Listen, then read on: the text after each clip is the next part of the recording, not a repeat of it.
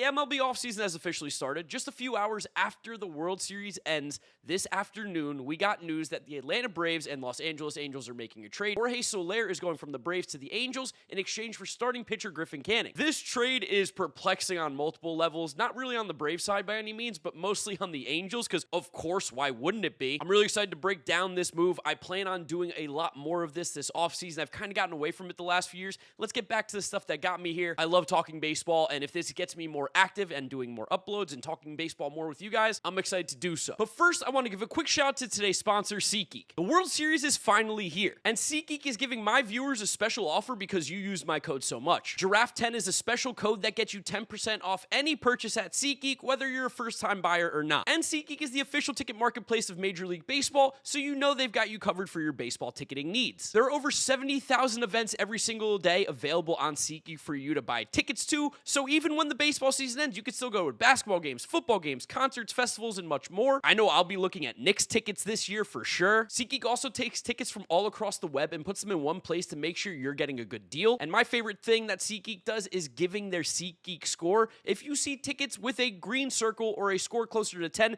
that means it's a good deal, you should buy it. And if you see tickets with a red or orange circle closer to 1, that means it's a bad deal, you should avoid those. So don't worry, I've got the hookup. Use code Giraffe10 for 10% off your tickets at SeatGeek. All you have to do is sign in or sign up, go to your account, and under promo codes, add my code Giraffe10. That's 10% off any purchase using the code Giraffe10. Thank you to SeatGeek for sponsoring today's video. So yeah, when Jeff Passan tweeted out this move at like 1:45 this afternoon, I was kind of confused because Jorge Soler to the Angels truly doesn't make a lot of sense. The Angels right now are in such a rebuild mode, but it seems like Artie Moreno and or Perry Minasian don't seem to understand that. Because not only did they trade for Jorge Soler, they are taking all his money. Yes, all of Jorge Soler's remaining contract is going off the books of the Atlanta Braves and going to the Los Angeles Angels. That on its own is almost a fireable offense by the Angels and Perry Minasian. Jorge Soler is due $16 million in 2025, $16 million in 2026.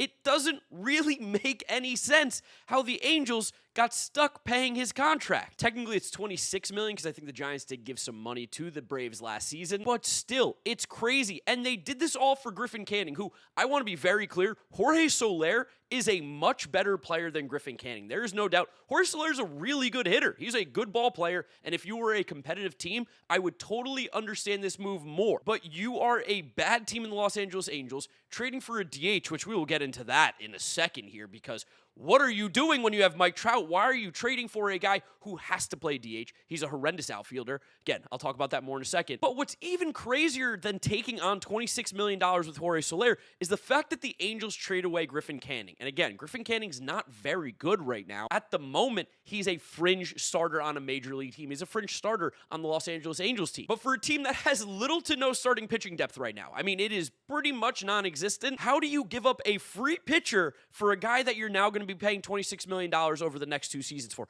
It doesn't make any sense to me. And I think, again, Griffin Canning has been terrible. There's no way around it. The numbers, any way you look at them, really bad. Like last year in 32 appearances, a 5.19 ERA in 170 innings, a 5.26 FIP, a 1.398 whip. His K rate was super down. It was at 17.6%. His walk rate was up nearly 9%. But even if you go back just a year to 2023, Griffin Canning gave the Angels 120 innings of a 4 ERA with about a 26% K rate and a 7% walk rate. To me, that is good enough to take the risk, especially when you were dumping $26 million.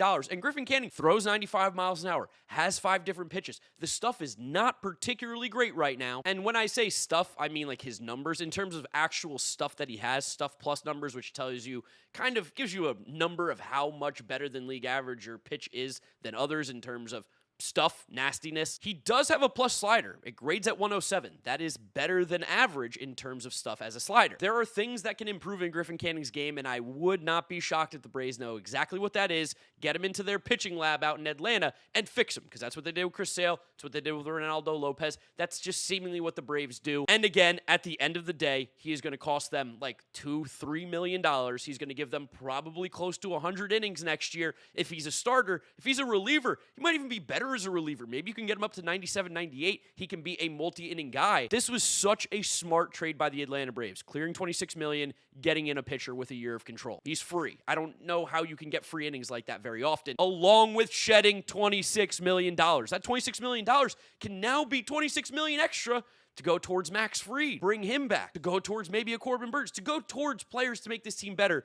Because as good as Jorge Soler is in a vacuum as a singular player, he doesn't really have room on this Atlanta Braves team. The only reason he was playing the outfield is due to injuries. Marcell Ozuna's not going anywhere because he's the locked-in DH. It's a no-brainer. And for the Angels, you are getting a good hitter. He will be one of the best hitters in this Angels lineup immediately. Right now, it's Mike Trout and basically him are the best offensive guys on this team. And he gave you 21 homers, 34 doubles, 64 RBIs with a 780 OPS last year. Like, he did some good stuff. But what's crazy to me is that with Mike Trout, who has a crazy injury history right now, who hasn't been able to play at all the last few years. He's been so hurt, so nicked and bruised. How do you lock up the one position where you can still have Mike Trout play and just give him kind of a day off by not being out in the field? Mike Trout right now should be the DH of this team. If you're the Angels, you don't want Mike Trout in the field. He's not the same center fielder he once was. And if it means keeping him healthy and keeping him out there more, I know a lot of his injuries have come on the bases the last few years. Regardless, giving him some sort of rest while being able to keep that bat in the lineup is huge.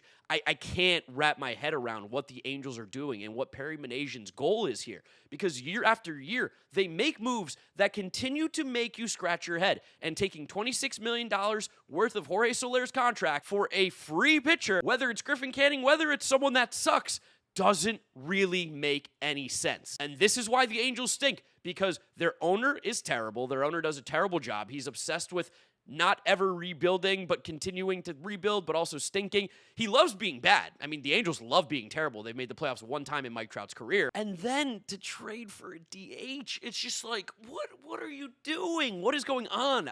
Maybe Perry Minasian's handcuffed by Artie Moreno. I don't know.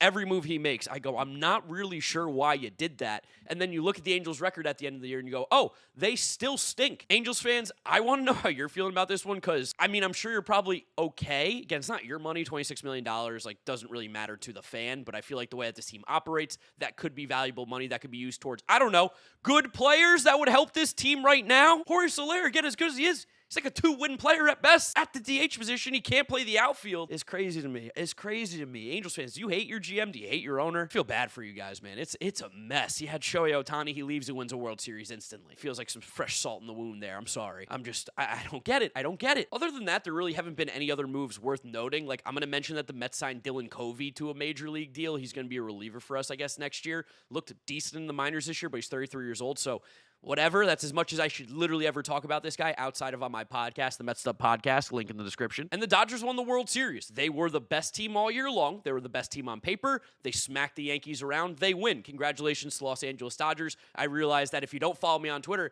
you haven't heard me talk anything about the World Series whatsoever. Dodgers were good. They were the better team, even with Shohei and his separated shoulder and Max Muncy essentially disappearing in the World Series. They were able to beat the Yankees.